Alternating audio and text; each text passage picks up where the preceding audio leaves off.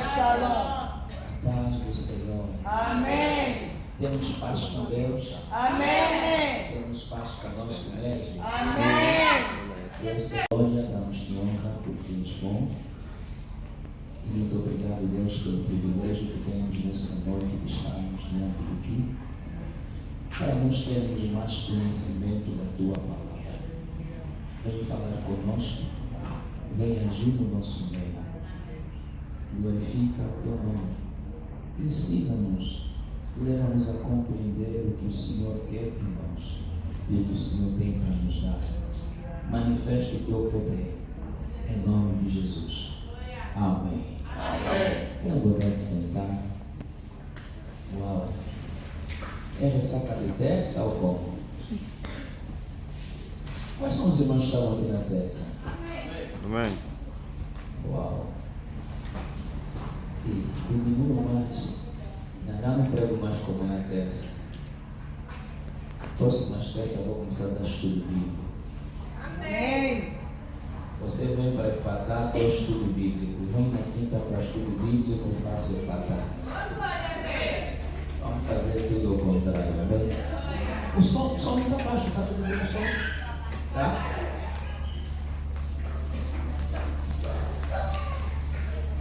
Glória a Deus. Vamos à palavra do Senhor. Amém. Vamos abrir as nossas Bíblias. Provérbio 24, 5.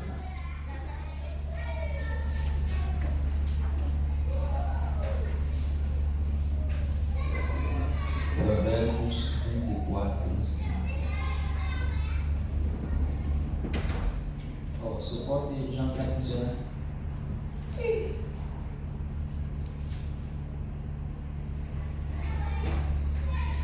Ok. Temos ali na tela. Só estou abrindo o meu lyric para ver a versão que soa bem.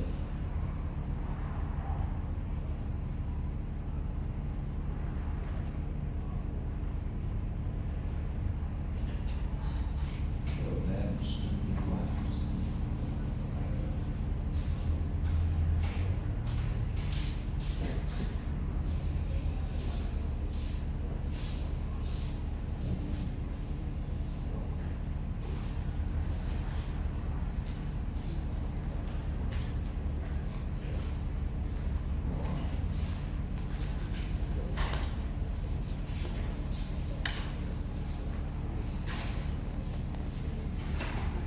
Ok. O que nos diz o texto? Um homem sábio é forte. Não é verdade? Amém. Porque quem é sábio tem força, é forte. E o homem do conhecimento faz o quê? Consolida a força.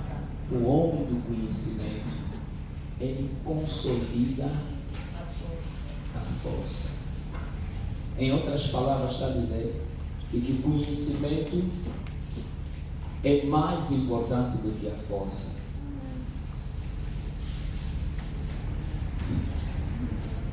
O homem sábio é forte. O homem do conhecimento consolida a força. Em outras palavras, essa última parte, de que o conhecimento é mais importante do que a força. O texto está simplesmente a nos mostrar a importância, o valor do conhecimento. Vimos tantos textos na quinta passada, não é? De adquirirmos o conhecimento com tudo quanto temos. Estamos em sintonia, irmãos? Amém.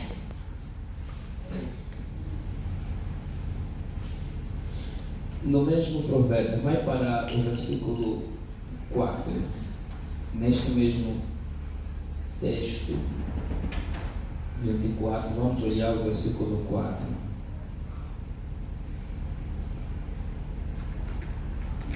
Provérbios 24. É isto mesmo?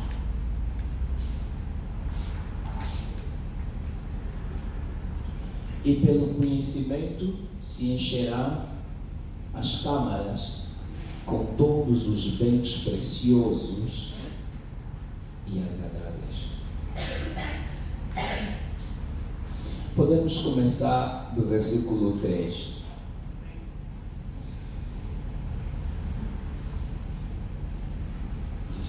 Com sabedoria se edifica a casa, e com entendimento, que é a mesma coisa, conhecimento, ela se estabelece. Versículo 4. E pelo conhecimento se encherão as câmaras com todos os bens preciosos e agradáveis. Olha o que o conhecimento faz. Sabe por que José se tornou número 2 do Egito? Por causa do conhecimento. Amém. Amém. É o conhecimento que lhe levou a dizer ao faraó: se eu fosse o Senhor, ia aproveitar os 7 anos de fartura, armazenava as coisas, guardava as coisas. Então, o meu conselho é que o Senhor faraó encontre alguém que tenha conhecimento para tal. O faraó, quando ouviu, disse consigo: não tem mais ninguém com conhecimento tal como você. Então você vai ficar mesmo o quê? O administrador. E a Bíblia está a dizer: é pelo conhecimento que se encherão as câmaras com todos os bens preciosos e agradáveis. Deixa-me olhar esse versículo 4 nessa versão aqui.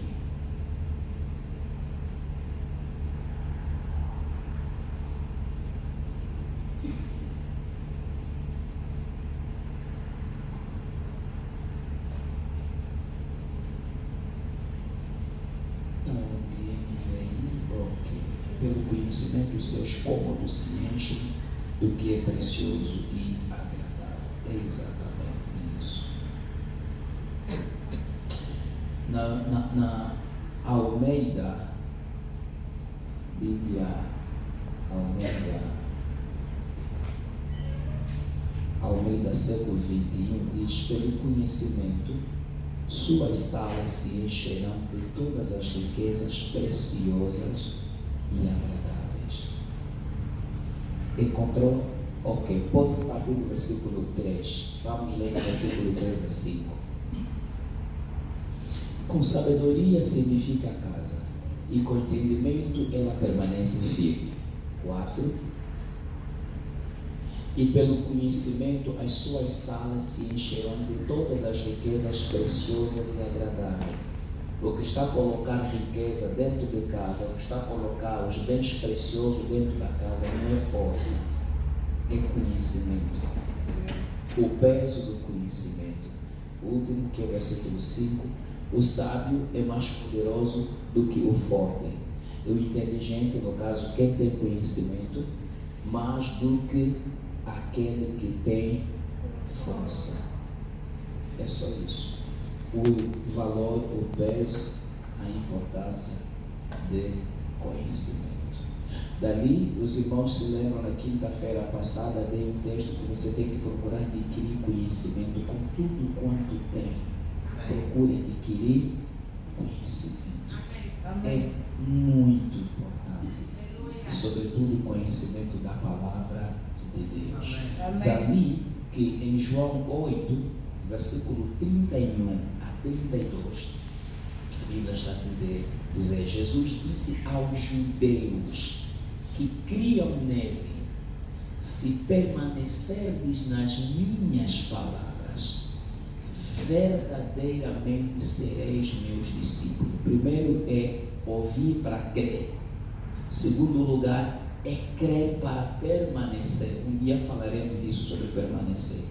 E terceiro, Jesus disse: depois de você permanecer na palavra, conhecerão ou conhecereis a verdade, e a verdade vos libertará. Em outras palavras, você vai agir em função do conhecimento que você tem. Amém. Muitas vezes não conseguimos atuar porque não temos conhecimento daquilo que é nosso por direito, daquilo que é nosso, que já não temos, já nos foi dado. Então, o estudo bíblico visa adicionar conhecimento. Posso ouvir amém dos irmãos? Amém. Ok, vamos já entrar então para o slide. Eu estava a verificar e temos que começar na verdade, slide 67. Mas nós já falamos sobre o slide 67, já falamos sobre 1 de Samuel, 2 de Samuel, não se lembram, né? Já falamos sobre 1 de Samuel, 2 de Samuel. E hoje eu quero falar sobre 1 de Reis, 2 Reis. Mas vamos começar. Pode colocar a partir do slide 67. Onde falamos sobre o primeiro livro de Samuel.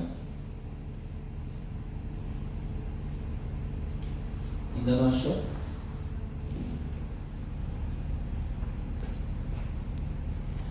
É só olhar na horizontal. Aí na vertical melhor. Deixa lá apagar as luzes. Ok.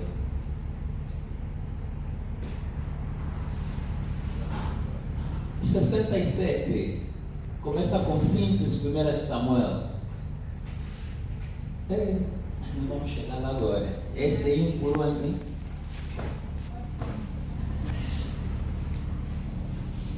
Antes de colocar no modo de apresentação. Ok, já está, obrigado. Slide 67.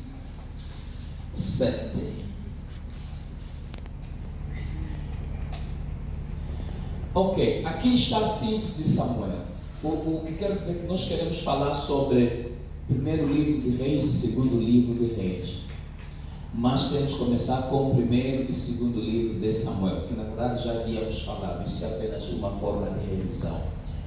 Esse livro de Samuel, sobretudo o primeiro livro de Samuel, vai nos apresentar a história de 3 pessoas, nomeadamente o Samuel, Saul e Davi.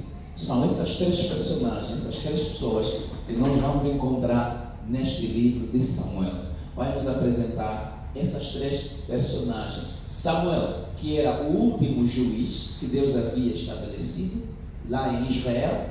Saul, que de facto era o primeiro rei de Israel.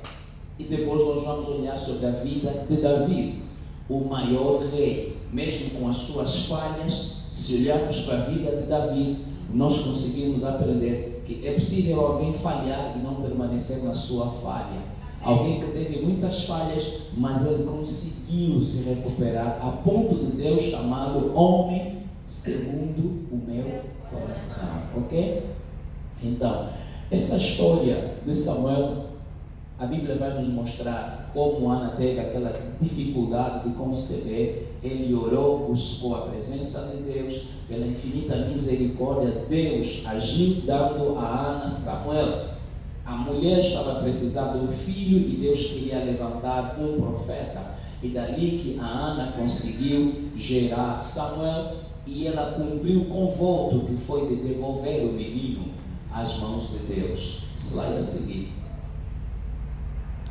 O nome Samuel tem o significado que é ouvir falar de Deus ou pedido a Deus. A mãe pediu a Deus e como Deus respondeu, deu ao filho do nome Samuel. E nós falamos em dezembro que Samuel não era apenas juiz, Samuel também era profeta e Samuel também era sacerdote. Amém? Era profeta, era sacerdote, era juiz. São esses 3 papéis, 3 funções ou 3 ofícios que Samuel desempenhou. Pode-se ouvir amém dos irmãos? Amém. Ok, o que eu estava a dizer é exatamente aí. O livro de 1 de Samuel, que é o livro principal que começa, são os 3 duplos antigos livros. São duplos porque você vai encontrar primeiro livro de Samuel, segundo livro de Samuel, depois a seguir vai ver primeiro livro de Reis, segundo livro de Reis, e finalmente vai encontrar primeiro livro de Crônicas e segundo livro de Crônicas. Amém? Amém. Vamos passar. Bom, em Samuel, onde nós encontramos pela primeira vez a palavra Messias, que significa ungido. Quer dizer, no Novo Testamento, o termo Messias começa a partir do livro de Samuel. Amém? É também mesmo aqui em Samuel, onde Deus é chamado como Senhor dos Exércitos. Ok? Bom, o tema central deste livro de Samuel. Deus é o Senhor da história. E os assuntos que são tratados dentro deste livro de Samuel, que são abordados, nós vamos olhar a vida de Samuel como profeta, como juiz, como também sacerdote. Este mesmo Samuel que vai ungir a Davi como rei de Israel. Vamos?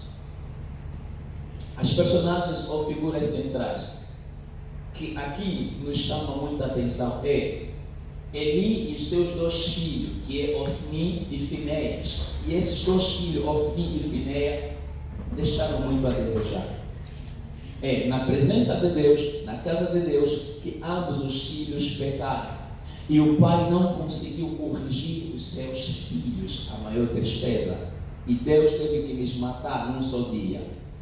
Depois temos a personagem de Samuel, que já acabamos de mencionar quem é Samuel. E vamos olhar depois Saul como aquele a quem Deus levantou. Por quê? Porque os israelitas queriam ser como os demais povos, queriam também ter um rei. Deus é quem governava, mas eles não queriam mais o governo de Deus, queriam um rei permanente, um rei físico. E aí Samuel ficou triste, ficou chorando por causa dessa atitude. E Deus falou com Samuel: não é a ti que eles estão a rejeitar, eles estão a rejeitar a mim. Então eles dêem um rei. E dali Deus levantou Saul como rei de Israel. Vamos para a slide a seguir. Temos outra figura que se trata de quem? Davi, que é o segundo rei. O terceiro rei de Israel vem o caso Salomão, filho de Davi, que nós vamos falar daqui a pouco, que está no segundo livro, do primeiro e segundo livro de rei. Então, Deus depois levantou Davi. Levantou Davi quando Deus já havia rejeitado quem? Saul. Deus categoricamente rejeitou Saul e levantou no lugar de Saul o Davi. Davi que tinha que substituir como o rei. Ok, este livro tem essa divisão. Primeiro, o nascimento e ministério de Samuel, não é? Quando Deus chama Samuel e Deus lhe concede a vocação, o ministério. E depois temos o reinado de Saul. Dentro desse reinado é quando Saul foi selecionado, e temos a segunda etapa quando Deus rejeitou Saul. O mesmo Deus que lhe selecionou é o mesmo Deus que lhe rejeitou. Amém. É o mesmo Deus que abençoa, é o mesmo Deus também que amaldiçoa. Amém. O mesmo Deus que ama é o mesmo também que castiga, que açoita. Vamos a seguir.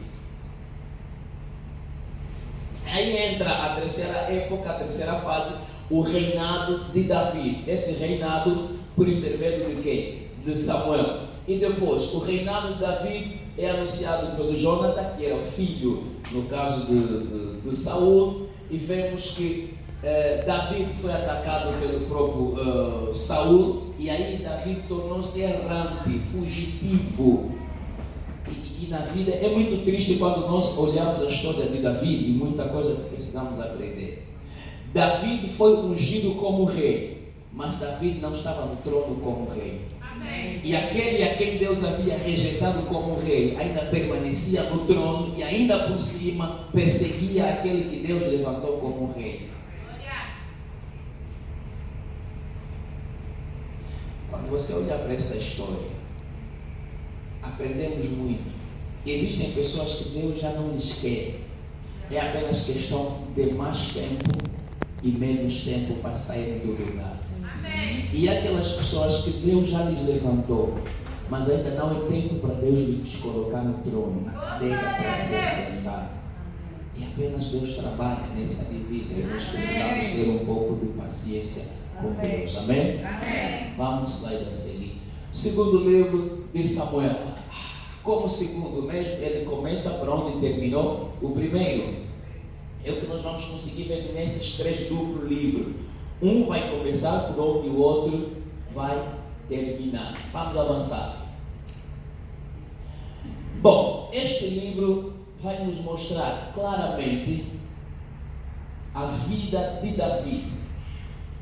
Vai nos mostrar a grandeza de Davi, mas também vai nos mostrar a pequenez de Davi. vai nos mostrar o lado positivo de Davi e também nos apresentar o lado negativo de Davi. Este livro vai nos apresentar o ponto forte de Davi, como também o ponto fraco de Davi. Querendo isso dizer que nós precisamos aprender. Todo homem tem um ponto forte e tem um ponto fraco. Todos nós temos o lado forte, temos o lado fraco. Temos o lado positivo e temos o lado negativo. Ninguém é Superman. Dali que precisamos aprender a trabalhar mais o nosso lado fraco. Quando você conhece as tuas fraquezas, nós precisamos conhecer as nossas fraquezas. Se você olhar a vida de Sansão, bom, já falei agora a Sansão, mas depois já passamos lá ainda. Quando você olha a vida de Sansão, você vai ver o lado positivo de Sansão. E qual era o lado negativo de Sansão? A fraqueza de Sansão eram as mulheres. A fraqueza de Sansão era as mulheres. E gostava muito das mulheres da vida. Tinha unção. O lado fraco dele é isso. É por isso que os filisteus usaram Dalila. Entenderam que com soco, com pancada, não vai avançar. O que o nosso adversário faz é estudar o nosso ponto fraco e do nosso ponto fraco procurar nos derrubar. Dali você tem que assumir, reconhecer que você tem fraquezas. Reconhecer a tua fraqueza não é sinônimo de fraqueza, é antes do contrário, é sinônimo de ter força. Todo homem forte tem que procurar conhecer o seu lado fraco e trabalhar o seu lado fraco para não cair. Amém. Se o teu lado fraco é as mulheres, então você tem que trabalhar esse lado. Aleluia. Davi nos apresenta o seu lado positivo, forte, mas também o seu lado fraco.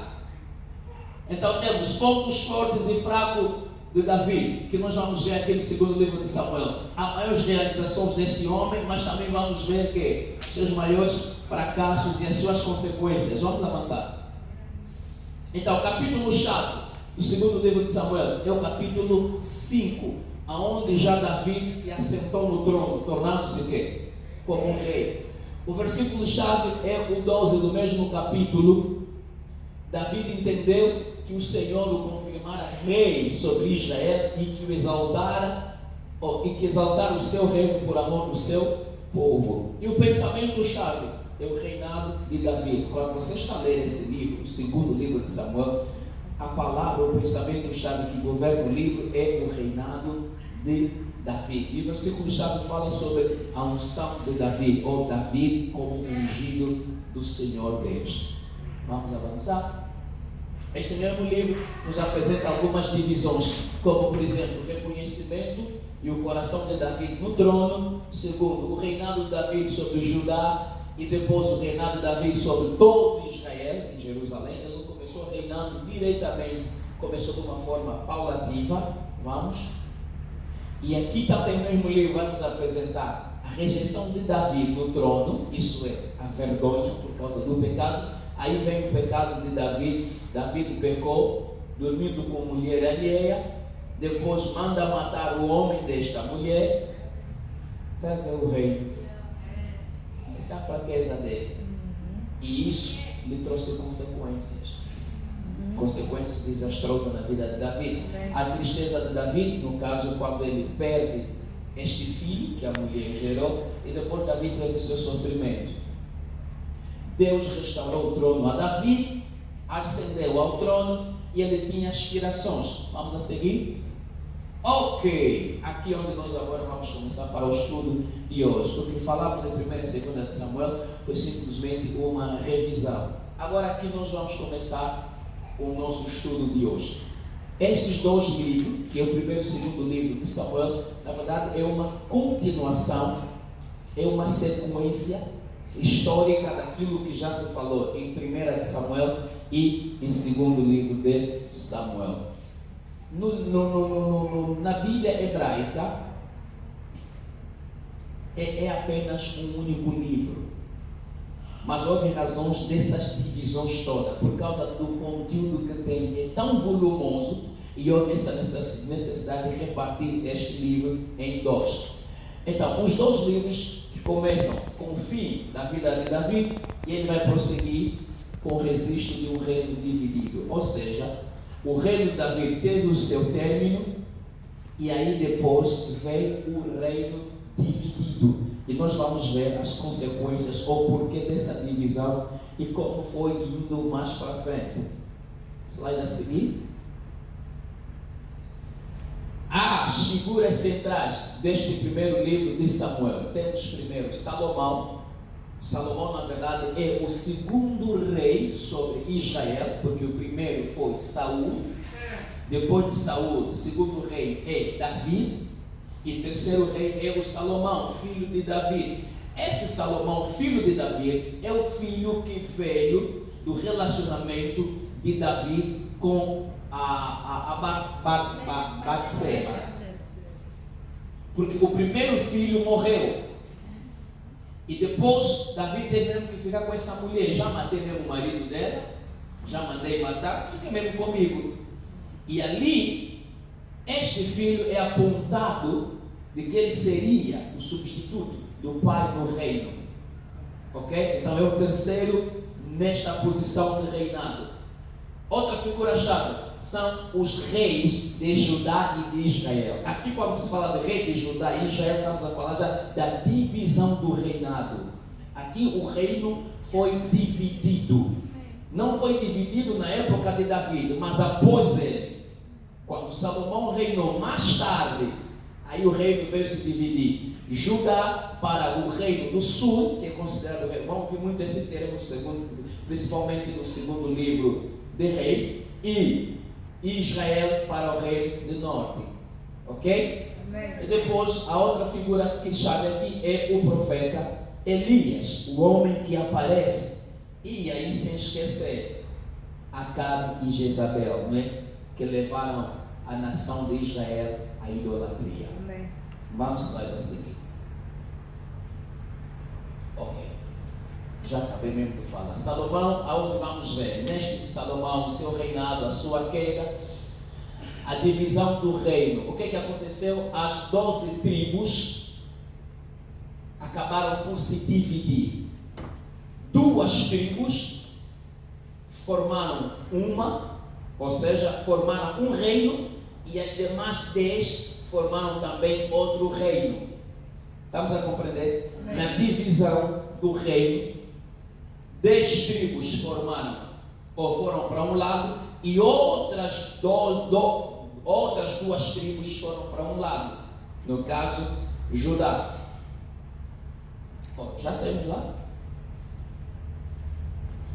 Afinal está mesmo lá. Judá no sul, que foram as 2 tribos, e os restantes foram para o norte. Só que essas 2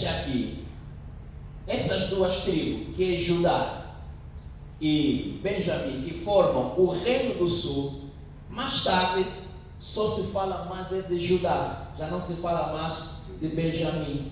Ok? Amém. E tem essas 10 que depois desaparecem até os dias de hoje. Temos que ler Bíblia. Isso que estou a vos dar, fala-se mais nas escolas teológicas. Quer dizer, vocês estão aprendendo mesmo teologia. Amém. Amém. Vamos avançar? Grandes momentos ocorreram no decurso do livro dos reis. O que acontece? Primeiro, é a morte de Davi e a ascensão de Salomão. Morre Davi, o seu filho sobe ao trono. O segundo momento é quando Deus visita Salomão em sonho, dizendo a Salomão: pede-me o que queres que eu te darei. Salomão foi tão sábio que ele não pediu nem riqueza, nem morte para os seus inimigos. Pediu sabedoria. Amém. Se me perguntar a mim, se Deus me perguntasse, eu ia dizer que quero riqueza. E tenho certeza que também os irmãos diriam: Deus me dá riqueza.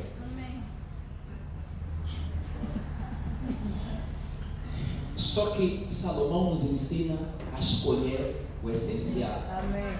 Existem coisas que são chave.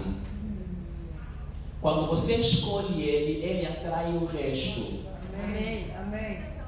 O dinheiro não dá sabedoria. Por exemplo, o conhecimento que estamos aqui a falar. O conhecimento traz dinheiro. Amém. Amém. Estamos a perceber? Amém. Então, na vida, vamos procurar identificar o que é chave.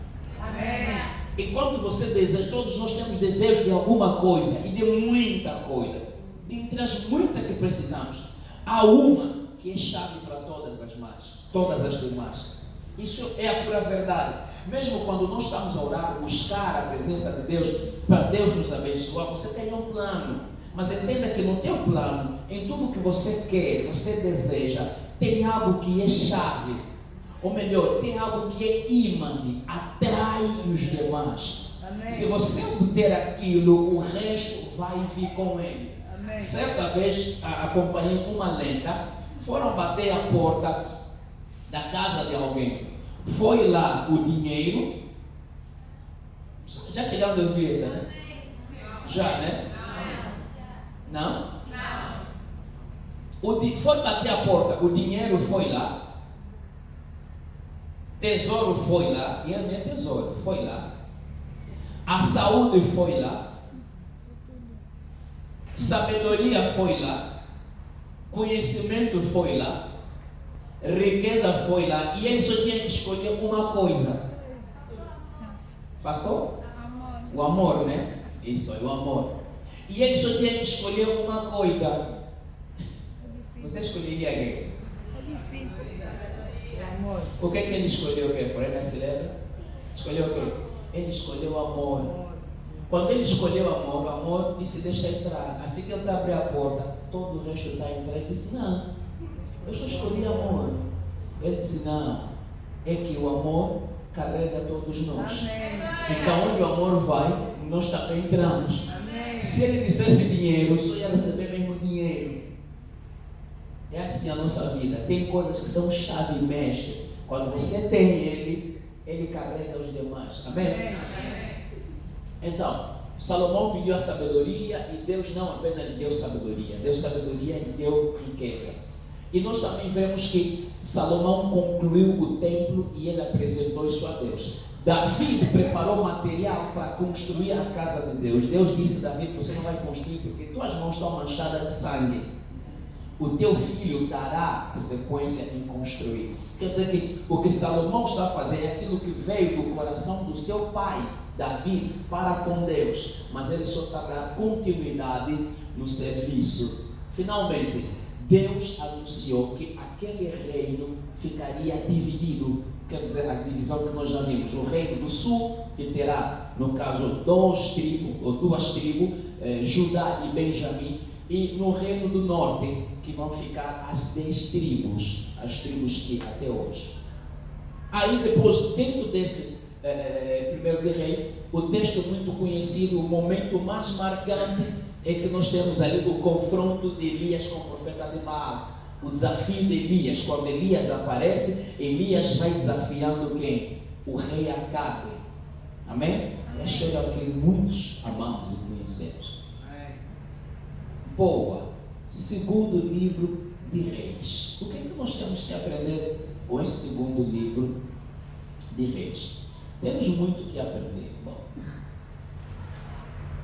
é a continuidade do livro de Samuel, já falamos. Ok, ambos os reinos, e quando falamos ambos os reinos, estamos a falar, aqui agora estamos a analisar a divisão do reino. O reino do norte e o reino do sul. O reino do norte é Israel, e o reino do sul é Judá. Quando tiveres a ler a Bíblia, no segundo livro do rei, vai encontrar isso. Você tem que entender isto.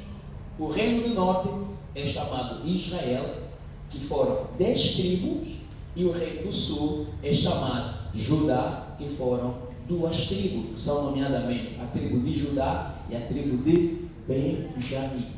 Esses 2 reinos continuaram no pecado. E qual é o pecado? A idolatria. Quanto mais eles pecavam, mais se apartavam de Deus. e nós vamos ver os desastres que foram acontecendo com os dois reinos. Um dos reinos teve ainda alguns reis piedosos, temente a Deus, que é no caso o reino do sul. Já o reino do norte não, todos eles foram ímpios. E aí nós temos muitas belas lições para aprendermos. Slide a seguir. Ok.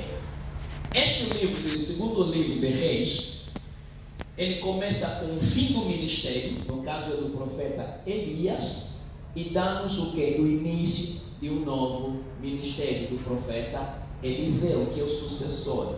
E aqui onde nós vamos aprender de que a vida é sucessiva, a vida é uma vida de sucessão.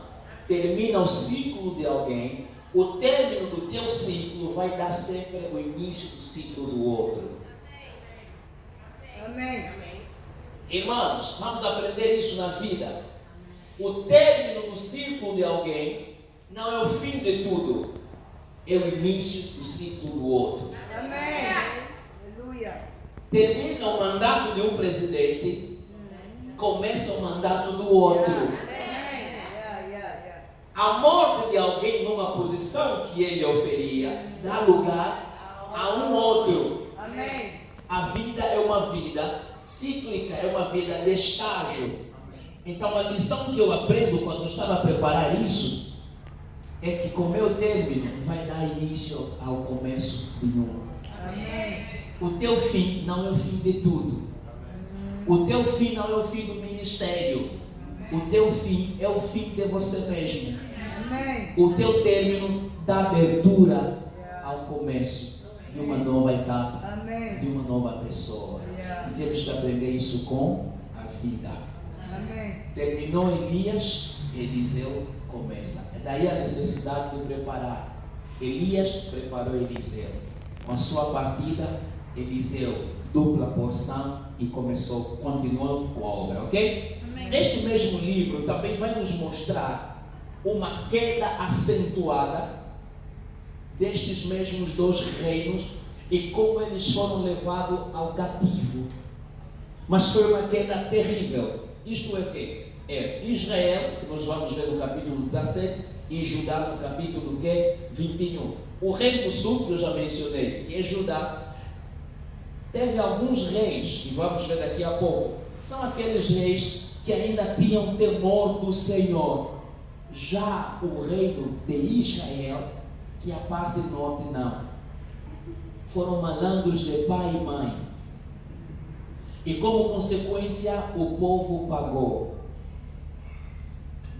Vamos a perceber? Amém. Como consequência de uso e abuso do poder e de desviarem-se da face do Senhor, o povo pagou um preço. Sabe qual é o preço? Foram abandonados. Deus tirou o amparo, a proteção deles e foram levados para o cativeiro com muito sofrimento. Quer dizer o quê? Que o primeiro e segundo livro de Rei, isso já falamos, vai nos levar ao terceiro período do reinado. No caso é do terceiro rei, que eu já falei, Salomão, terceiro rei de Israel. Primeiro foi Saul, segundo Davi, e terceiro vem Salomão, até o povo foi levado para a Babilônia no cativeiro. Coloca os dois últimos slides. Muito bem. Aqui agora nós vamos ver a divisão desses dois reinos. Primeira pergunta que alguém pode me fazer: por que os reinos se dividiram? Não foi vontade de Deus que houvesse divisão, é a primeira coisa. Não era plano de Deus. O pecado acentuado fez com que esse reino se dividisse. Consequência do pecado, levando com que a promessa de Deus não fosse tal como Ele quis, ou tal como Ele designou. Então, dentro dessa divisão, o reino do norte teve nomeadamente 19 reis. Posso ouvir amém dos irmãos? Amém. Esses 19 reis governaram durante o período de 210 anos. E esses 19 reis, infelizmente, não conseguiram andar com Deus. 9 desses reis vieram da linhagem familiar, mas os demais reis vieram a partir de golpe de Estado. Vamos entender? Amém. Todas as dinastias, exceto uma, as demais era por assassinato, invadir. Olha como é que o pecado vai se ramificando. Ainda neste reino do norte de Israel, esses reis não tinham caráter, eram violentos, eram ruins, não tinham temor do Senhor. Mas mesmo não tendo temor, havia profetas lá. Não é que não houvesse profeta, e não é que Deus não falasse. Deus falou, mas a questão é que eles não deram ouvidos ao que Deus falou. Uma coisa que Deus fez, não deixou o seu povo sem ouvir a sua voz. O povo ouviu sempre a voz de Deus. E uma coisa que Deus faz questão, meu irmão, Ele nunca deixa de falar conosco. Amém. Se não falar diretamente, vai usar sempre alguém. Mesmo você não estando bem com Deus, Ele vai sempre usar alguém para falar contigo. Amém. Agora a questão é se eu vou dar ouvido ao que Deus está a falar ou não. Então temos aqui alguns profetas que Deus levantou no reino do norte, no caso de Israel. Temos Elias, temos Eliseu, temos Amós, temos Oséias. Deus levantou esses caras e eles falaram da parte de Deus a respeito dessa situação. Com estes nomes, sobretudo Amós, Oséias, isso nos leva no estudo que tivemos no estudo do ano passado, quando falamos de quem? Profetas, falam, irmãos, profetas e profetas, é isso, estão com dúvida, comendo, é profeta maiores e profeta menores. Vamos lá a seguir, vamos analisar agora o reino do sul. No reino do sul foram 20 reis. O domínio, o governo foi durante quê? 345 anos. Nesses 345 anos da história do reino do sul, passaram lá 20 reis. E dentre esses 20 reis, 8 deles eram piedosos. Dentre os 20, durante esses 345 anos da história do reino do sul, 8 deles tinham temor ao Senhor. 8 deles eram piedosos. Nomeadamente temos Asa, Uzias, Josafá, Jotam, Joás, Ezequias, Amazias, Josias. Estes eram os 8 reis que governaram no reino do sul e eles tinham temor de Deus. Então não precisamos saber os 12 que não tinham nada a ver com Deus. Não me interessa muito olhar para estes. Claro que está na Bíblia os que não temeram a Deus. Amém? Amém. Dentro deste reino, como disse, Deus nunca deixa o seu povo sem Ele falar. Deus levantou profetas. E dentre esses profetas que Deus levantou no reino do sul, nós temos Obadias. E Obadias é um livro. Temos Naum. Naum é um livro. Temos Isaías, é um livro. Temos Sofonias, é um livro. Temos Jeremias, é um livro. Temos Miqueias, é um livro. Temos Abacuque.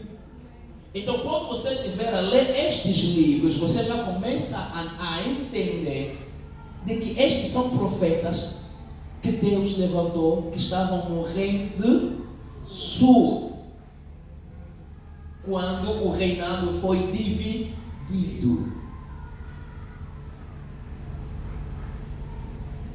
Conseguimos entender? Amém. Slide a seguir para terminar. Tinha que baixar um pouco o retroprojetor. Ok.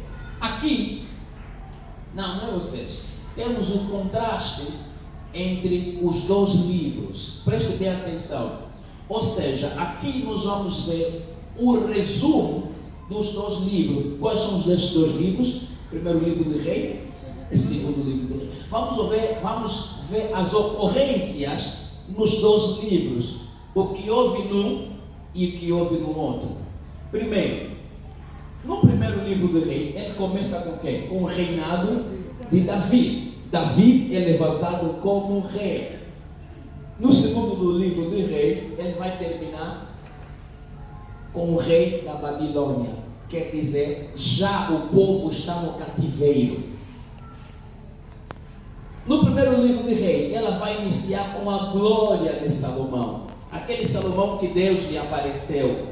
Aquele Salomão que substituiu o pai como o terceiro rei de Israel. Aquele Salomão sábio. Não houve até o momento um sábio como Salomão. Mas este livro, já no segundo livro de Rei, vai encerrar o quê? Com a vergonha de Joaquim, que também foi um rei. Esse é o contraste. O primeiro livro de Rei vai começar com as bênçãos da obediência, porque o povo obedeceu e Deus vai derramar a bênção. O segundo livro vai nos mostrar que o fim, as maldições sobre aqueles que não andaram obedecendo a voz de Deus. Primeiro livro de Rei vai nos mostrar um começo com a construção do templo, mas segundo livro de Rei vai terminar com a destruição do mesmo templo. O templo que começou-se a construir no primeiro livro de Rei, segundo livro de Rei vai nos mostrar esse templo a ser destruído. Primeiro livro de Rei vai nos mostrar como houve a evolução da apostasia, que é o povo começou a apartar-se do seu Deus. E quando falamos da apostasia, o que pode nos trazer a memória bem rápido é na época de quem? De Jezabel com esse rei. Qual é o nome? Olha, fugiu agora. Acabe. O povo apartou-se. Acabe levou o povo na apostasia. Deixaram de adorar o verdadeiro Deus. Então, o primeiro livro de Rei vai nos apresentar isso. Como é que isto foi desenvolvendo? O que acontece no primeiro livro do Rei é os momentos atuais que nós estamos a viver, vamos viver. Há uma apostasia tremenda, as pessoas apartando-se da fé. E o segundo livro de Rei, ele vai nos mostrar ou descrever as consequências desta apostasia. O povo se aparta de Deus, Deus deixa o povo nas mãos do inimigo. O povo é levado cativo e o povo vai sofrendo. Primeiro livro do Rei vai nos mostrar como os reis fracassaram ao governar o povo de Deus. Porque como rei que tu és, Deus te levantou. E Deus não apenas levantou, Deus capacitou para administrar, gerir o seu povo segundo o seu querer. Mas esse primeiro livro de Rei vai nos mostrar como é que eles fracassaram. E no segundo livro do Rei vamos ver as consequências deste mesmo fracasso. Estamos em sintonia? Amém. Primeiro livro de Rei nos apresenta Elias como profeta que Deus levantou.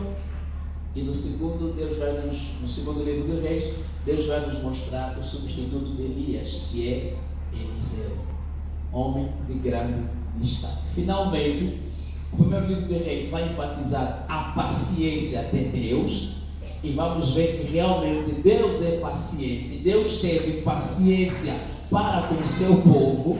Mas no segundo, essa paciência acabou. O juiz de Deus, o juízo de Deus está sendo executado agora contra este mesmo povo que Deus teve paciência. Isso quer dizer o quê? O que nós podemos aprender? Deus é paciente quando nós estamos a pecar. Mas é que Deus não vai continuar a ser eternamente paciente. A paciência de Deus para com o homem pecador tem um limite. E quando chega no limite, entra o julgamento de Deus, a punição, o castigo de Deus. Durante a paciência, Deus vai alertar, Deus vai advertir, Deus vai levantar homens e mulheres para te chamar a atenção, para chamar a razão. E quando o propósito dessa paciência é trazer o filho, trazer a filha ao arrependimento, despertar nele a consciência de que não está a andar conforme a vontade de Deus. Mas quando esse tempo passa, aí entra o castigo de Deus. No castigo, aí já não tem profeta. Amém? Amém. Então, este é o resumo do que nós podemos observar nesses dois livros, do primeiro livro de Reis e segundo livro de Reis. Amém? Amém. Vamos parar por aqui. Se alguém tem alguma dúvida ou uma questão, pode apresentar. Vamos tirar 5 minutos. E se não tiver, nós encerramos. Sim, irmã Elizabeth.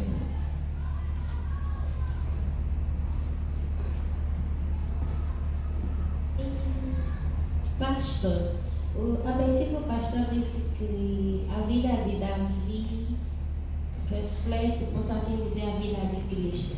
Eu tenho uma pergunta, porque uma vez que tudo bem que Davi era homem segundo o coração de Deus, mas ele pecou, Cristo não pecou, ele mandou matar, Cristo não mandou matar ninguém. Por outra, será que simplesmente é um pecado que levou à divisão do reino de Israel? E eu gostaria de saber se até hoje as tribos de Israel continuam divididas ou se já estão assim meramente localizadas. Essa pergunta é difícil. E tem uma, pastor, para terminar, o que é a apostasia? Pergunta bem difícil, né? Quem nos ajuda a responder o que é apostasia? Vamos começar na última. Apostasia. Apostasia. Ninguém? Eu posso dizer que a apostasia é aquele período em que o homem vira as costas para Deus ou abandona a sua crença. É mesmo, isso. Apostasia é o abandono da sua fé. Vou dar um exemplo. Em 2016, no final, estávamos na sede a evangelizar. A área em que eu fui com mais alguém, chegamos lá, estamos a falar de Jesus. O homem na qual nós estávamos a falar de Jesus, ele disse: você vai me falar que é de Jesus? Vai me falar que é da Bíblia? Eu conheço a Bíblia. Eu estive lá, eu fui crente e começou a falar a palavra. Deu para perceber que ele estava frustrado por alguma coisa. A apostasia é exatamente isso, o abandono da sua fé. Quando lemos os primeiros de Reis, a aparição de Elias era exatamente por causa disso, porque entrou a apostasia. O povo esqueceu o seu Deus verdadeiro, passando a adorar ídolos. Apartou-se de Deus. Isso aqui é apostasia. É alguém que conheceu Deus, verdadeiro Deus, teve mesmo experiência com Deus, mas depois ele se apartou. É o que a Bíblia diz que nos últimos tempos vai acontecer. Muitos vão se apostatar ou apartar-se de sua fé. Ok, vamos lá. A outra pergunta, estou a começar de baixo para cima. Se as tribos de Israel continuam dispersas até hoje, ou se já tem mais ou menos uma localização? Exata. Se estão dispersas. Eu não quero responder isso porque faz parte dessa matéria, mas é um pouco mais abrangente. Ou em outras palavras, estou a dizer, um pouco mais profundo. Eu resumi de que as 10 tribos estão dispersas até hoje. As outras 2 do Reino do Sul é que não. Mas as demais tribos estão dispersas. E quando vamos para a Bíblia, vamos encontrar lá a resposta, o que vai acontecer. Depois Deus vai congregar o seu povo. Amém. Esse mesmo povo que Deus dispersou, depois Ele vai os congregar. E muitas formas de congregar esses rumores de guerra não é por acaso. Hoje existe, não é só hoje, existe judeu negro, existe judeu africano, Lá mesmo onde a guerra na Ucrânia, tem lá judeus. Depois Deus vai congregar esse povo. Boa pergunta. A outra? Quais são os motivos que levou? Tipo, será que simplesmente o pecado que levou à divisão do reino? Ok. Pecado acentuado. Deus não deixou de falar, mas o povo não quis dar ouvido a Deus. E por isso Deus mandou-os para o cativeiro. Claro que alguns voltaram para a construção de Jerusalém, para a construção do templo, mas outros, sobretudo as 10, foram para o resto da vida, até o dia de hoje. O motivo que levou-lhes a dispersão é o pecado. A primeira agora, que é, eu falei sobre Davi. Davi é homem segundo o coração de Deus, sim. Jesus é descendente de Davi, sim. Quando falei de Davi, mencionando Jesus, não olhando Davi no seu pecado, mas olhando Davi como o homem segundo o coração de Deus, olhando Davi como aquele que Deus apontou, que Jesus viria dessa linhagem, dessa genealogia. Jesus é descendente de Davi, filho de Davi. Dá-lhe micro, ele quer perguntar.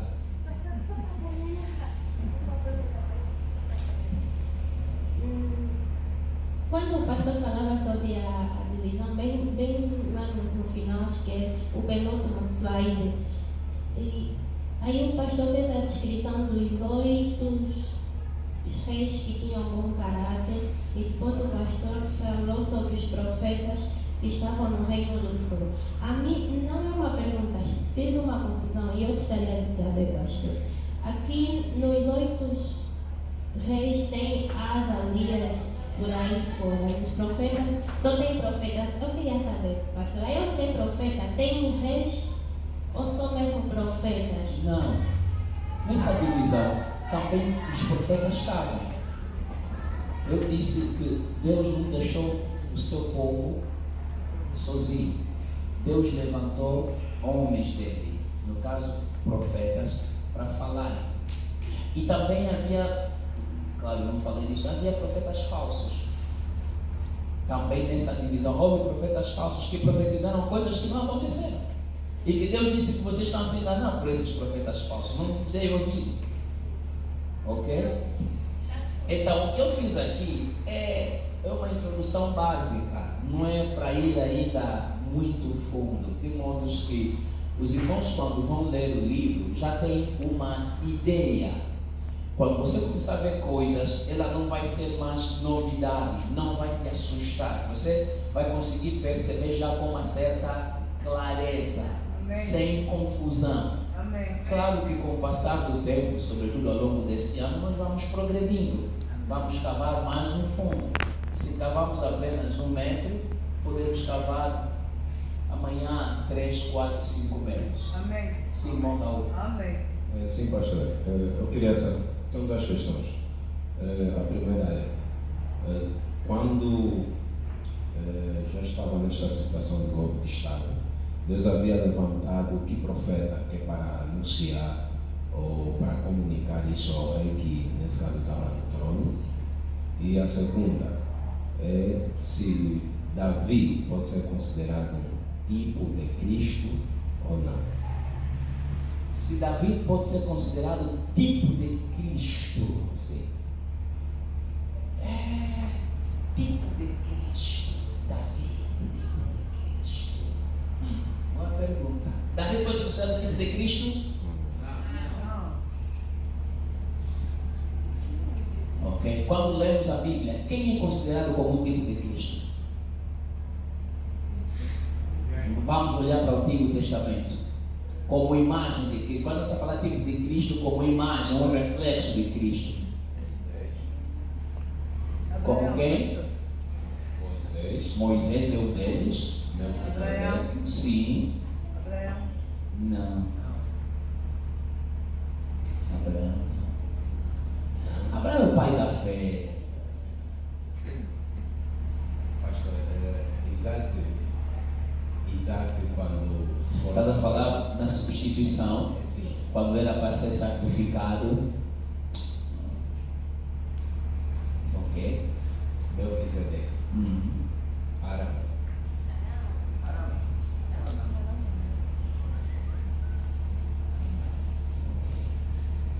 Como é que se responde essa pergunta? Davi pode ser considerado um tipo de Cristo?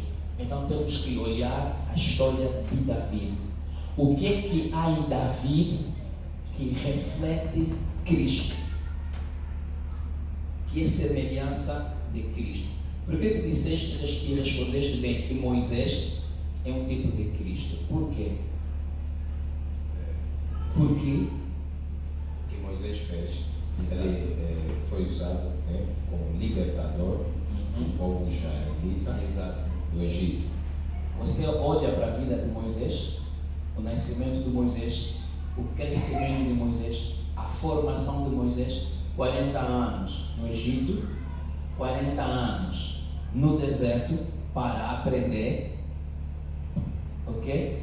E depois vai para libertar o povo e leva esse povo rumo aonde? A terra prometida.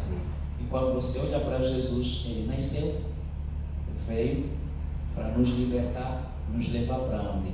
A Canaã celestial. Aí você compreende, Moisés, um tipo de Cristo. Ou a imagem que representa. Mesmo no decurso desse troço da vida de Moisés, existiam elementos que estavam a representar o tipo de Cristo. Por exemplo, quando Deus mandou Moisés fazer a serpente de bronze, colocar na cruz todos aqueles que foram mordidos pela serpente, e quem olhasse para a serpente de bronze que estava na cruz já não morria. E quando chegava no Novo Testamento, a Bíblia estava a dizer, assim como Moisés levantou a serpente, importa que Cristo. Fora de Moisés nós conseguimos encontrar elementos que vai apontar para Cristo. Quando falamos de Isaac, na verdade não é quase um tipo de Cristo. O sacrifício de Isaac está a apontar que? Para o sacrifício de Cristo. Levou-lhe 3 dias, fez 3 dias, quando o Abraão tomou seu filho, chegando preparou o altar, colocou a lenha, ok? Colocou o holocausto, Isaac. Na hora o anjo do Senhor bradou. Aquele anjo do Senhor que bradou não é Deus, é o Cristo. Quando estás a ler o Novo Testamento, encontrar o anjo do Senhor está a se referir de Cristo antes da encarnação. Amém. Entendeu isso? Sempre que você vai ler no Novo Testamento e encontrar o anjo do Senhor, não é Deus. Aquele anjo do Senhor é Cristo Jesus antes de ser encarnado. Agora vamos lá para Davi. Vamos analisar a vida de Davi. Há elemento que em Davi que nos assemelha com Cristo.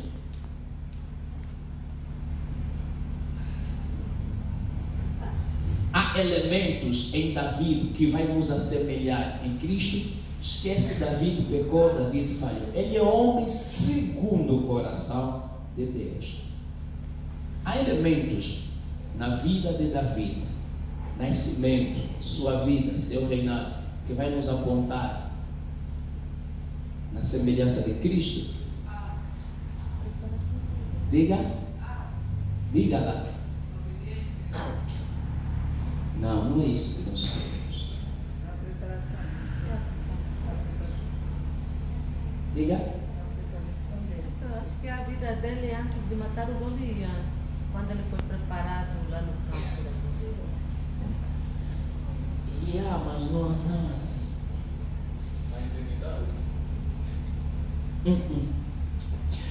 Davi não é o único que teve intimidade. Todos os demais tiveram intimidade. Você vai olhar Daniel, teve intimidade. Orava muito. Neemias teve intimidade. Orava muito. Então, quando olhamos para a vida de Davi é da genealogia, ou seja, Cristo é da genealogia, é descendente de Davi. Mas não que Davi seja um tipo de Cristo. Davi, ou seja, Jesus é da genealogia, da linhagem de Davi, mas não que Davi seja um filho de Cristo. Ainda não encontrei isso e eu posso continuar a ler, mas ainda não encontrei. Do conhecimento que tenho da Bíblia, da leitura e da vida do próprio Davi, não há algo que nos assemelha com Cristo. Mas alguém fora de você que pegou o micro? Bom, não há, então pode perguntar. Espera só te perguntar. Os irmãos estão a ver a importância de lermos a Bíblia? Amém. É importante isso. Amém. Vamos. O pastor frisou um pouco sobre os 40 anos que Moisés passou. Pelo menos eu vi que eram 2. Eu queria saber, pastor, essa numerologia tem alguma importância, tem algum significado? Por outra, quando o pastor explicava sobre a troca, o sacrifício que Abraão estava prestes a fazer de Isaac, eu quero saber, por que Abraão não subiu com os outros servos, subiu simplesmente com Isaac? Bom, você apanhou boleia na explicação que dei. A pergunta tinha que ser mesmo com relação a isso. Mas boa intenção. Sobre por que os outros ficaram, continua a sua vida na igreja. Não, eu respondo já, continua a sua vida na igreja, porque tem mensagem, porque numa das mensagens, não sei se é mesmo esse mês de fevereiro ou de março, vou falar disso. Por isso é que ele disse, continua a vir na igreja, nos cultos. Isso que ela disse eu vou falar, porque é algo que já estudei há muito tempo. E, irmão, vou te perguntar, na meditação no calendário bíblico, estamos em que livro? Números. Sabe, o pastor está onde? Ainda está em Gênesis. Não estou a sair de Gênesis. E me pergunta Gênesis capítulo que ainda não cheguei no meio. Estou no capítulo 25. E mesmo assim ainda quero recuar. Eu não sei se esse ano eu vou conseguir ler a Bíblia em um ano, mas estou a lutar para vos apanhar. Só que quanto mais luto para vos apanhar, mais dificuldade eu encontro. Não é preguiça. É dificuldade que eu encontro, porque eu encontro coisas, vejo outras coisas. Então essas coisas que eu estou a ver não me permitem ainda avançar. Então tenho que continuar a trabalhá-las. Isso que ela levantou é uma das coisas que eu vi a semana passada. Por que ele não tinha que subir com eles? Não dá para responder, está tarde. A outra pergunta foi o quê? Não, já. A numerologia de 40 tem um significado? Tem. 40 anos no palácio de Faraó, 40 anos foi treinado com Faraó, 40 anos foi treinado no deserto com Deus e seu sogro, e tem mais outros 40. Tem significado sim. Isso até tem mensagem sobre isso, tem. Então, vem sobre os cultos. Amém. E a bênção é? Glória a Deus. Vamos terminar por aqui. Baixe a tua cabeça. Fale com Deus por algum instante naquilo que Deus tem